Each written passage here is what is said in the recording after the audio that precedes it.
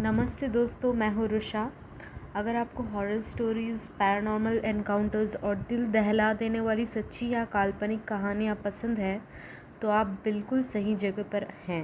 Lights dim कीजिए, headphones लगाइए और तैयार हो जाइए एक और खौफनाक सफ़र के लिए। चलिए शुरू करते हैं आज की कहानी। मेरा नाम रोहन है। मैं एक फ्रीलांस फ़ोटोग्राफ़र हूँ और अक्सर नए जगहों पर जाकर फ़ोटोज़ और वीडियो शूट करता रहता हूँ। ये कहानी 3 साल पहले की है। दिसंबर की ठंडी रात थी। मुझे एक पुराने हिल स्टेशन में एक डॉक्यूमेंट्री शूट करने का असाइनमेंट मिला था। जगह बहुत सुंदर थी, लेकिन वहाँ पहुँचते पहुँचते रात हो गई थी। होटल ढूंढते ढूंढते मुझे एक पुराना सा बिल्डिंग दिखा। उसके बोर्ड पर लिखा था होटल पाइन व्यू। होटल देखकर ही अजीब सा एहसास हुआ। बिल्डिंग बहुत पुरानी थी और आधी लाइट्स बंद थी। रिसेप्शन पर एक बूढ़ा आदमी बैठा था। मैंने पूछा, रूम मिलेगा? उसने कुछ सेकंड्स तक मुझे घूरा, फिर बोला, कमरा नंबर 307 खाली है। मैंने आईडी दी और रूम की चाबी ले ली। जब मैं 3rd फ्लोर पर पहुंचा तो पूरा कॉरिडोर खाली था। एक भी गेस्ट नहीं, बस हवा चलने की आवाज़। रूम 307 कॉरिडोर के बिल्कुल एंड में था। दरवाज़ा खोला तो रूम नॉर्मल लगा। एक बेड, एक अलमारी, एक टेबल और एक बड़ा सा मिरर। मैं थक गया था, इसलिए खाना खाकर सीधा सो गया। लगभग रात के 2 बजे मेरी आँख खुली। मुझे लगा किसी ने धीरे से मेरा नाम लिया, रोहन। मैं तुरंत उठ गया। रूम में कोई नहीं था। मैंने मोबाइल देखा, 2:07। मुझे लगा शायद सपना था। मैं वापस लेट गया। तभी ठक ठक ठक किसी ने दरवाजे पर नॉक किया। मैं डर गया। इतनी रात को कौन हो सकता था? मैं दरवाजे के पास गया। कौन है? कोई जवाब नहीं। मैंने की होल से देखा, बाहर कोई नहीं था। कॉरिडोर पूरी तरह खाली था।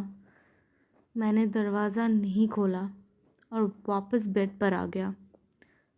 लेकिन कुछ मिनट बाद मुझे महसूस हुआ कि रूम का टेम्परेचर बहुत ठंडा हो गया है, जैसे एसी फुल पावर पर चल रहा हो, जबकि एसी बंद था। मेरी नज़र सामने लगी मिरर पर गई और मेरा खून जम गया। मिरर में मुझे अपने पीछे एक औरत खड़ी नज़र आई।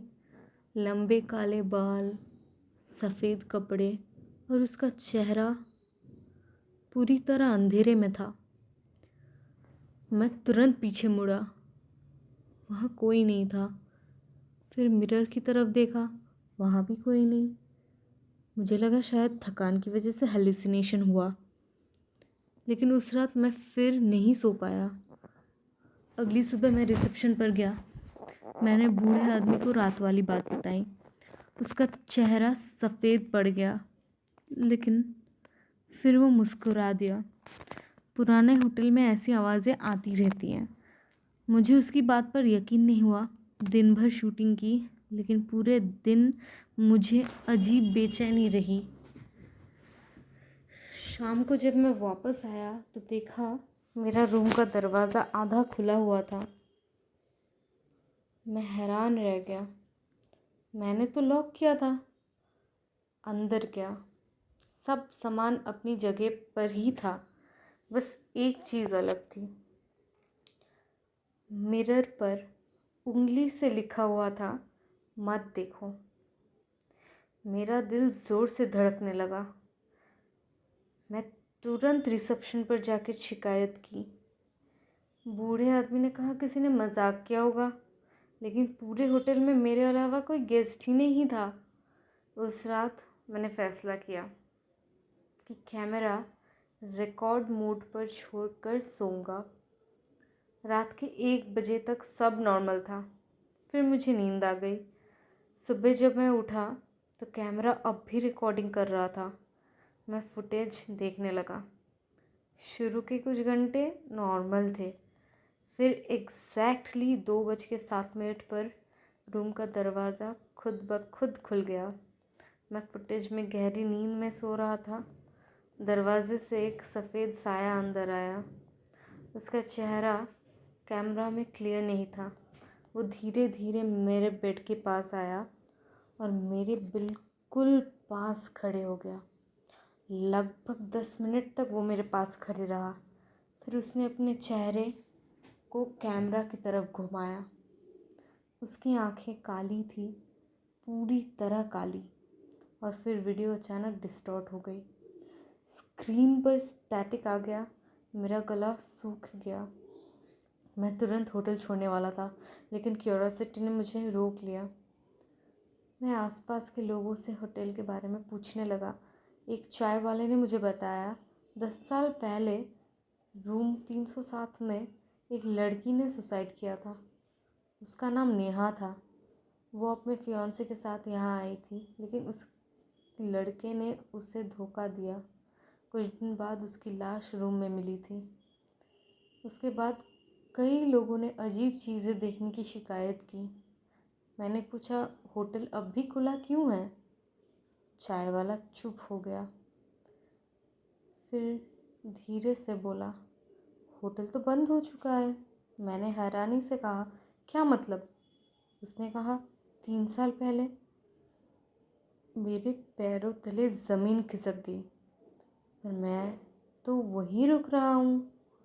चाय वाले ने मुझे ऐसे देखा जैसे मानो कोई पागलपन की बात कर दी हो मैंने। होटल पाइन व्यू तो 3 साल पहले ही जल गया था। मेरी सांसें रुक गई। मैं तुरंत होटल की तरफ भागा, लेकिन जहाँ होटल होना चाहिए था वहाँ सिर्फ एक जली हुई बिल्डिंग थी। कोई रिसेप्शन नहीं, कोई लाइट्स नहीं, कोई स्टाफ नहीं, सिर्फ टूटी हुई दीवारें और अंधेरा। मैं शॉक में खड़ा रह गया। फिर मेरी नज़र 3rd फ्लोर की एक खिड़की पर गई। वहाँ एक औरत खड़ी थी। सफ़ेद कपड़े, लंबे बाल, वही चेहरे, वही काली आँखें। उसने धीरे से हाथ हिलाया, जैसे मुझे बुला रही हो। उस पल मुझे लगा मेरी सांसें बंद हो जाएंगी। मैं वहाँ से भाग गया और कभी वापस नहीं गया। लेकिन कहानी यहीं ख़त्म नहीं होती। घर लौटने के बाद मैंने कैमरा का मेमोरी कार्ड निकाला। उसमें सिर्फ एक वीडियो बची थी, लास्ट रिकॉर्डिंग। वीडियो में मैं बेड पर सो रहा था और वो औरत मेरे पास खड़ी थी। फिर उसने कैमरा की तरफ देखा और धीरे से मुस्कुराई। उसके बाद उसने एक बात कही। कैमरा के माइक्रोफोन ने वो आवाज़ रिकॉर्ड कर ली थी। आज भी जब मैं वो रिकॉर्डिंग सुनता हूँ तो मेरी रूह काँप उठती है। उसने कहा था, रोहन, तुम होटल से निकल गए, लेकिन कमरा नंबर 307 से नहीं। उस दिन के बाद से हर रात 2:07 पर मेरे फ़ोन पर एक अननोन नंबर से कॉल आता है। जब भी कॉल रिसीव करता हूँ, दूसरी तरफ से सिर्फ एक औरत की सांस लेने की आवाज़ आती है और कभी कभी बहुत धीरे से मेरा नाम। आज के लिए इतना ही दोस्तों।